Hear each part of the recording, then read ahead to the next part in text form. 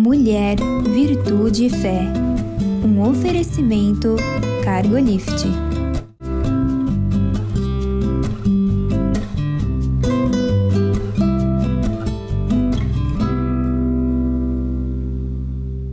Olá, queridos. Olá, queridas. Sejam muito bem-vindos à nossa programação. É uma alegria ter você aqui conosco. Muito obrigada pela escolha, pela confiança, pelo desejo de passarmos estes momentos juntos. Não é, Iane? Exatamente. Estou muito feliz de estar aqui também. Então, hoje o título da nossa pauta é Às vezes precisamos ser marcados. Nós vamos falar de marcas. Vamos começar falando daquelas marcas visíveis, né? Você tem alguma marca que lembre alguma coisa? Marca em você em algum lugar, ou uma queda, ou... Fora a marca de vacina, porque tem uma marca de vacina que é necessária, né? Aham. Aquela que a gente toma no braço. Verdade, é né? verdade. Além dessa, tem uma marca, tem a marca das minhas cicatrizes das cesáreas, né? Eu tive 3 cesáreas. Eu tive então, duas, eu também tenho as 2 marcas. cicatrizes. Aham. Tem uma marca também que caí da bicicleta e tive que levar 3 pontos. Essa o cabelo cobriu, né? Mas a gente tem algumas marcas e ao percebê-las, olhar para elas, a gente lembra o porquê. Que diferença isso fez, né?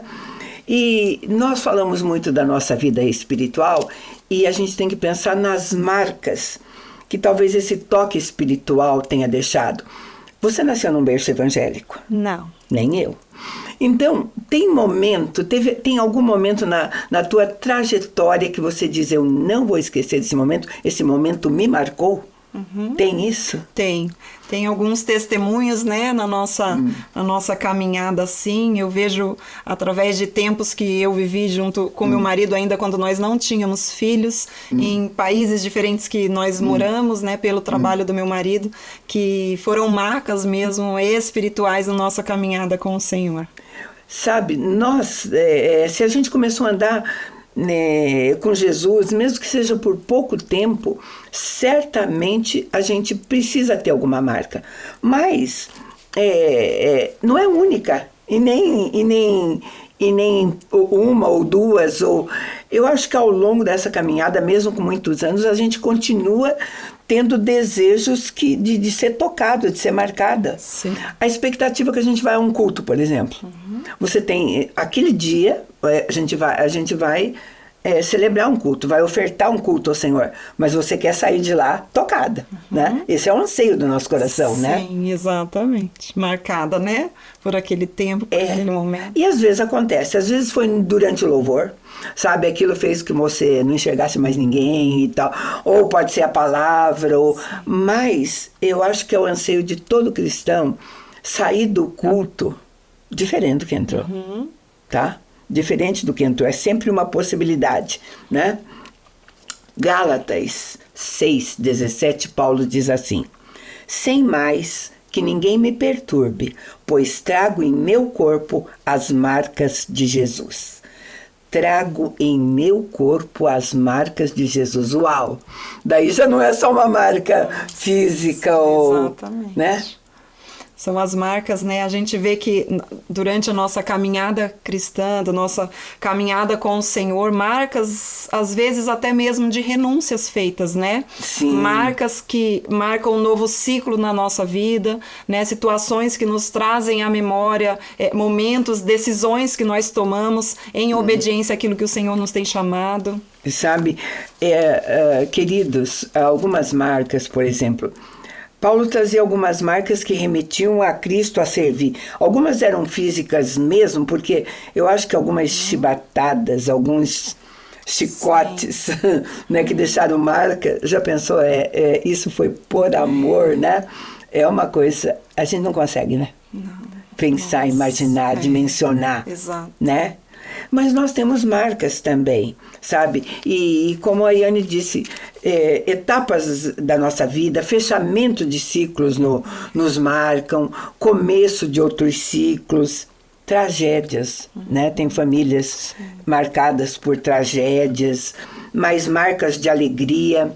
Mas tem algumas marcas também que estão lá no fundo da nossa alma E diferente das cicatrizes que hoje podem ser apagadas, hoje eu acho que se pode apagar até cicatriz de cesareira, não pode não? Eu acho que pode. Né? Deve ter. Tem técnica para apagar tatuagem, essas coisas, né? Eu acho que algumas cicatrizes podem hoje ser tiradas. Agora, eu acho que as marcas, mesmo aquelas profundas da alma e tudo mais, a gente precisa ir até o Senhor Jesus, né? Exatamente. E algumas delas, né, servem até essas marcas da alma mesmo. Eu creio que algumas delas, na verdade, é até bom a gente continuar, né? Eu creio que Deus não vai retirar tudo, não vai retirar tudo da nossa memória, vai deixar ali para que a gente sempre se lembre, né? Que a gente sempre se lembre por onde nós passamos e como o Senhor, a mão do Senhor sempre esteve. O Senhor talvez permita que elas não doam, né? São algumas marcas, são só marcas, não doem mais. É que quando uma lembrança ainda está te machucando muito, doendo muito, paralisando você, ela vai precisar ser tratada. Exato. É porque a ferida não cicatrizou ainda, né? Não cicatrizou. Muitas pessoas, na Bíblia a gente vai ver algumas marcas, algumas feitas pelo próprio Senhor. Caim, por exemplo, foi marcado por Deus. Eu vou ler o trecho para você. Em Gênesis 14:15 está escrito assim: o Senhor, porém, lhe disse, assim, qualquer que matará Caim será vingado 7 vezes. E pôs um sinal em Caim para que não o ferisse de morte quem quer que o encontrasse. Uau, uma marca feita por Deus, né? Outros personagens tinham algumas marcas. Sansão tinha que levar como marca o cabelo longo, que ele não deveria cortar nunca para lembrar quem ele era, né? E que a força dele, né, vinha do Senhor. Que vinha do Senhor e tudo mais. Então, tem uma porção deles que tem marca, e hoje a gente vai pegar um dos mais conhecidos, talvez, né, que foi marcado pelo Senhor, e a gente quer compartilhar isso com você. Está lá em Gênesis 32, a partir do 24, que diz assim: porém Jacó ficou sozinho, e um homem pôs-se a lutar com ele até o romper do dia. E quando viu que não prevalecia contra ele, tocou a junta da coxa de Jacó, e esta se deslocou enquanto lutava com ele. Disse o homem: deixa-me ir, porque o dia já vem rompendo. Porém Jacó respondeu: eu não te deixarei ir, se não me abençoares. Você gosta de Jacó? Muito. Que interessante, eu gosto muito, né? Exatamente, né? A gente vê que ele tinha uma personalidade assim, né, de buscar mesmo aquilo que ele queria. Talvez ele começou de uma forma equivocada, né? Sim. Mas a gente vê essa busca dele. E eu gosto de pensar porque ele é um homem absolutamente comum. Ele é diferente daqueles heróis como Sansão, que nasceu com uma marca de uma força extraordinária. Esse, além de comum, ele ainda tinha umas coisas bem ruinzinhas, né? Era manipulador, enganador, né? E a gente vai saber que na época deste trecho que eu li para você, ele estava saindo da casa do sogro, estava saindo da casa de Labão depois de ter morado lá muitos anos, trabalhado para ele, uns 20 anos, trabalhado por ele. Ele era um enganador, foi enganado por outro também, tem essas coisas, né? Tem as leis né? Então, ele era um homem bastante comum e tinha, mas como você disse, era um escolhido de Deus dentro do ventre, né? Exatamente. Deus não escolhe só os perfeitos, né? Pelo contrário, né? Você vê que Jacó vai... Não, pelo contrário, né? O único perfeito foi nosso Senhor. Então, nesse contexto que eu estou lendo para você, ele estava voltando depois de 20 anos trabalhando para o tio e estava com muito medo do que poderia acontecer com ele ou com a família dele, né? Por conta que o irmão tinha dito que ia matá-lo. Eu vou lembrar você com o próprio texto. Gênesis 32, a partir do 3, diz assim: então Jacó enviou mensageiros à sua frente, a seu irmão Esaú, à terra de Seir, o território de Edom, e ordenou-lhes: falarei ao meu senhor Esaú desse modo: assim diz Jacó ao teu servo, morei com Labão como peregrino e fiquei com ele até agora. Tenho bois, jumentos, ovelhas, servos e servas, e mando comunicar a isso ao meu senhor para achar favor aos teus olhos. Depois disso, os mensageiros voltaram a Jacó dizendo: fomos ao encontro do teu irmão Esaú, que na verdade ele está vindo para encontrar você, acompanhado de 400 homens. Jacó teve muito medo, ficou aflito, dividiu em 2 grupos as pessoas que estavam com ele, bem como as suas ovelhas, os bois e os camelos, pois ele dizia: se Esaú vier a um grupo e feri-lo de morte, o outro escapará. E Jacó orou: Senhor Deus do meu pai Abrão, Deus do meu pai Isaque, o Senhor que me disseste: volta para a tua terra e para a tua parentela, e eu te farei bem. Não sou digno da menor de todas as tuas misericórdias e de toda a fidelidade com que tenho usado para o teu servo, porque passei esse Jordão apenas com o meu cajado e agora volto em 2 grupos. Peço-te que me livres da mão do meu irmão Esaú, pois tenho medo dele. Não permitas que ele venha matar a mim e a mãe dos meus filhos, pois tu mesmo dissestes: certamente eu te farei bem a tua descendência como a areia do mar, que de tão grande não se pode contar. É um texto longo, mas é belíssimo, gente. É muito lindo. É muito lindo, porque nós vamos ver e nós vamos nos apoiar nele para entender o que a gente precisa fazer quando a gente está em absoluto desespero. O que ele podia fazer? Que tipo de oração foi essa? De que maneira ele se dirigiu a Deus, Maiane? Eu acho muito interessante a oração dele, né? Esse texto bíblico, porque vem nos ensinar a orar e a clamar a Deus, né? Porque diante disso ele toma as próprias palavras do Senhor. Sim. Então ele declara a própria palavra do Senhor, aquilo que Deus tinha dito para ele, porque Deus falou: pode voltar, né?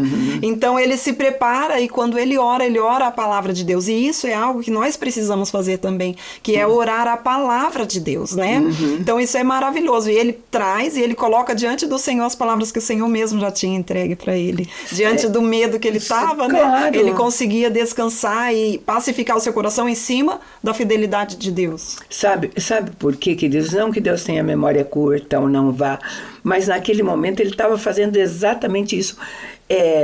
O medo está aqui, na minha humanidade, mas eu tenho promessa tua, que é o Todo-Poderoso. O Senhor prometeu que ia me fazer o bem, né? Como a gente precisa lembrar das promessas que a gente tem, daquilo que Deus nos prometeu, ou das próprias promessas, às vezes, que tomamos posse enquanto lemos a palavra, né? Sim, exatamente. E essa declaração para o próprio Deus das palavras dele, isso é uma oração bíblica, né? Oração aquilo bíblica. Que o Senhor quer que a gente faça. É o que as pessoas às vezes perguntam pra gente assim: como é que eu posso orar a palavra, né? Não tem assim. E algumas pessoas até dizem pra gente assim: e eu que não tenho promessa nenhuma. Gente, o que é que você faz com um livro desse na sua casa? Cheio de promessas. Cheio de promessas. Orar os salmos, né? É um ótimo exercício pra gente fazer e pra gente disciplinar, pra gente aprender. Sabe? E de pensar, sabe? Quando a gente não tem controle de alguma coisa, era o caso de Jacó. Acabou. 400 homens. Ele não sabia o que tinha acontecido com o irmão nesses anos todos. O que ele tinha era, o visível era: tá vindo até mim com 400 homens e um dia lá no passado jurou que ia me matar, né? Só podia ficar com medo. Então faz essa oração belíssima. Nós estamos falando de ser marcados. A gente usou esse primeiro bloco para contar todas essas histórias. Você fica aí, a gente volta já para falar de marcas.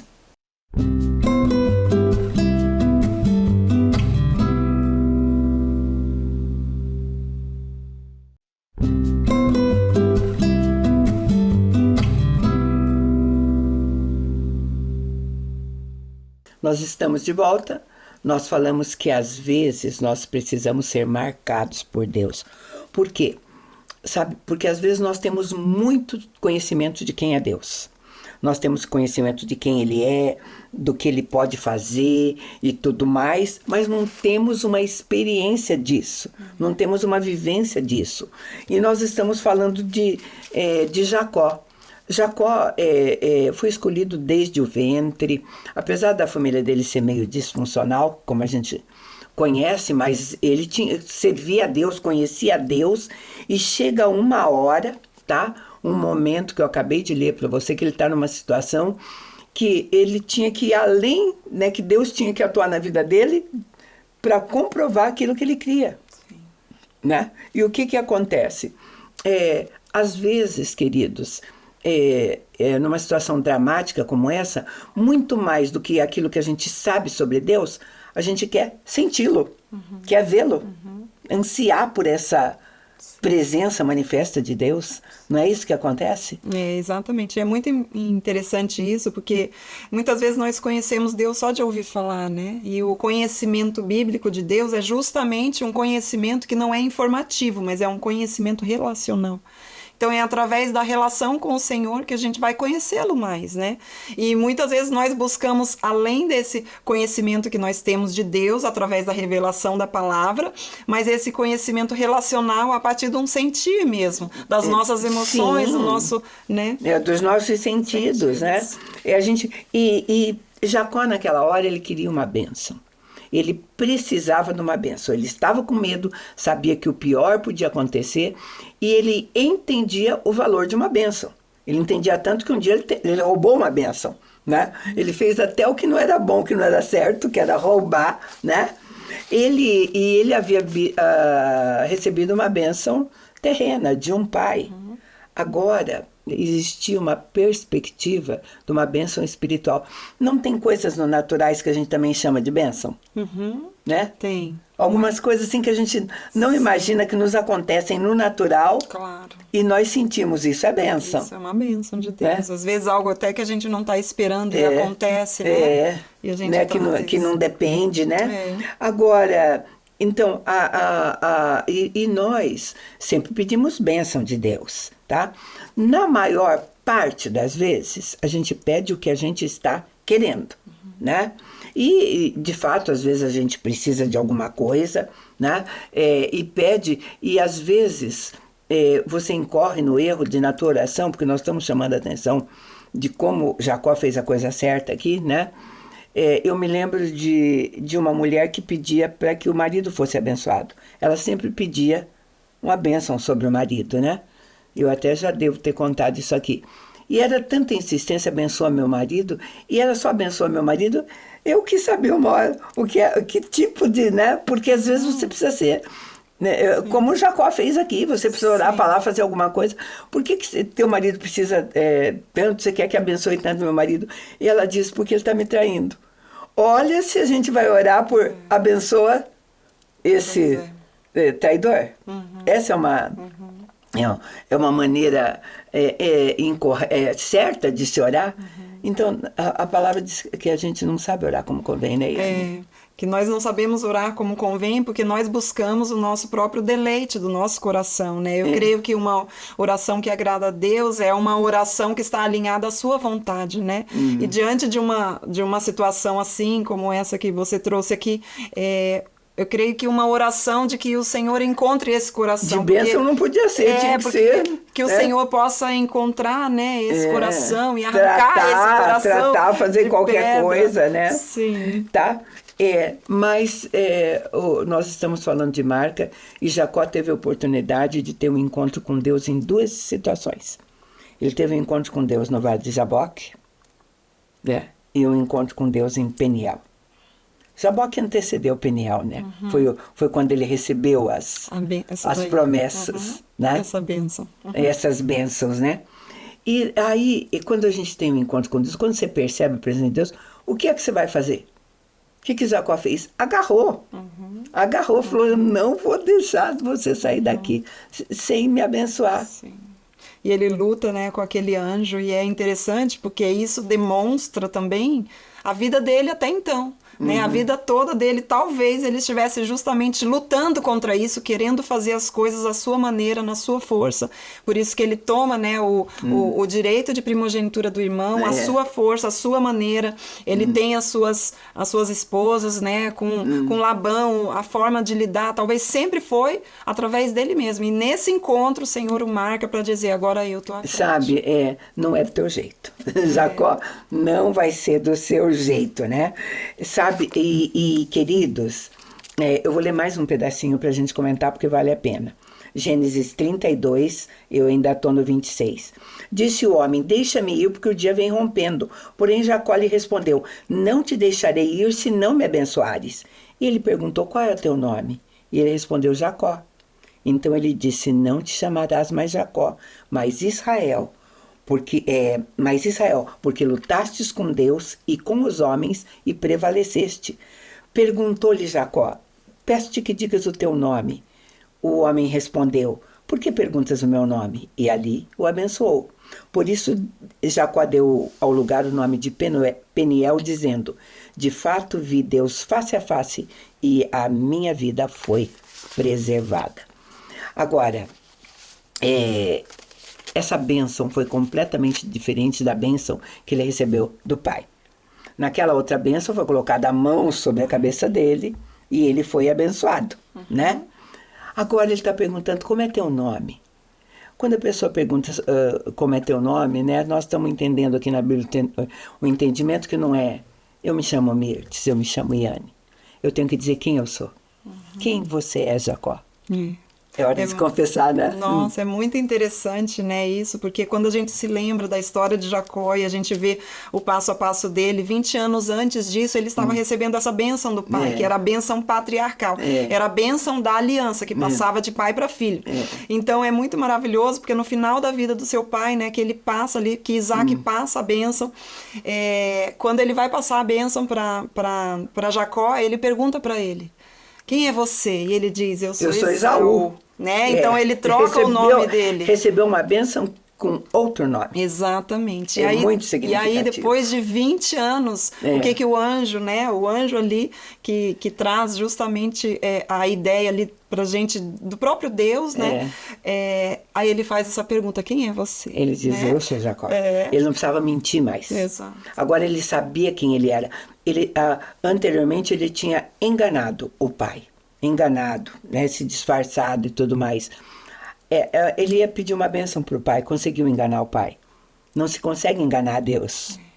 Mas Deus pergunta: você sabe exatamente agora quem você é e que tipo de bênção você precisa? Exato. Né? Porque a bênção que ele precisava era aquela que Deus já tinha prometido. A de primogenitura era de Esaú. Se Deus quisesse dar a bênção de primogenitura a Jacó, ele teria nascido primeiro. Seria.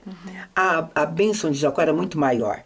E eu acho lindo quando ele fala: eu passei esse vale aqui com um cajadinho na mão. Olha como eu estou voltando. Né? Com 2 bandos. Tinha esposas, filhos, gados. Essa era uma bênção prometida. Né? Então, mas só que eu estava falando de marcas. Toda essa história na vida de Jacó, essa luta, você colocou tão bem, Helena, a gente sabe que ele foi um lutador a vida inteira no braço.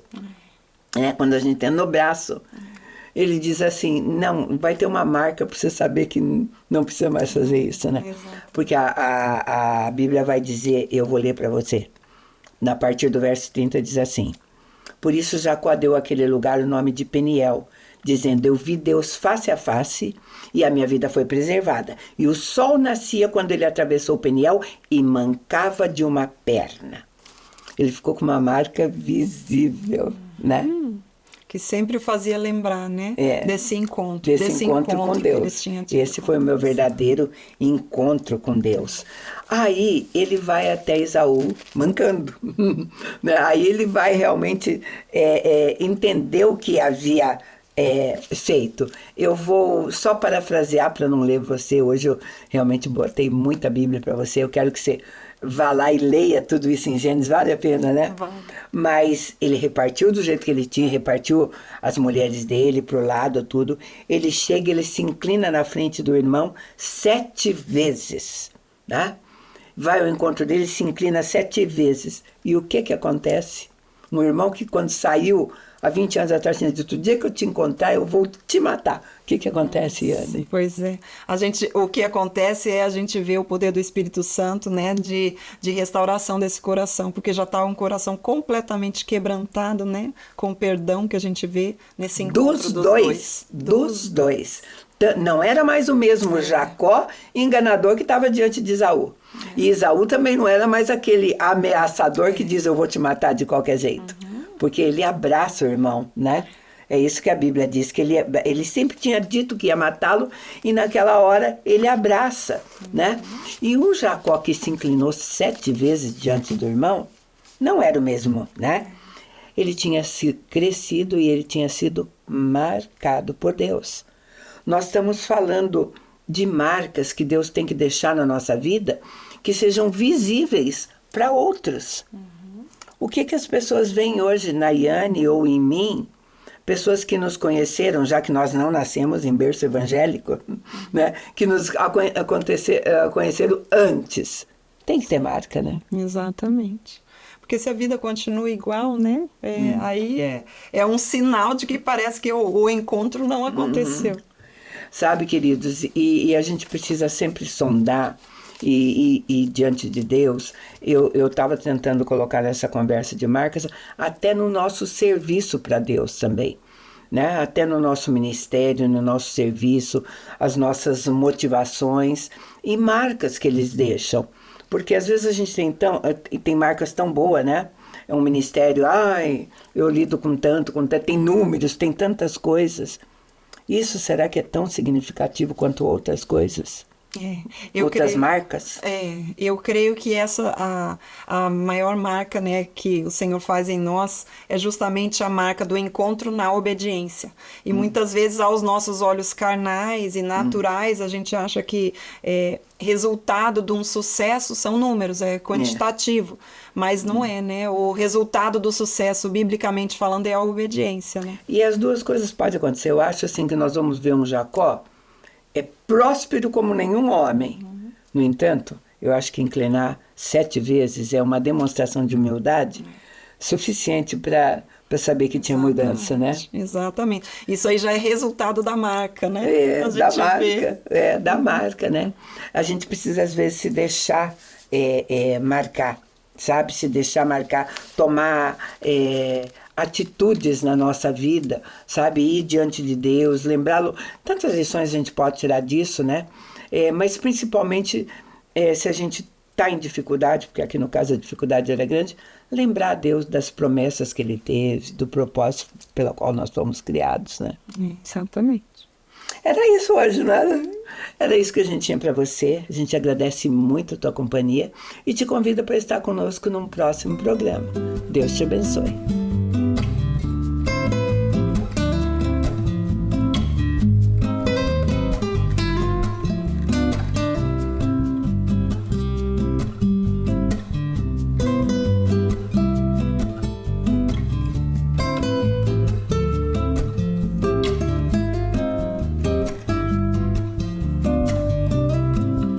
Mulher, Virtude e Fé. Um oferecimento Cargolift.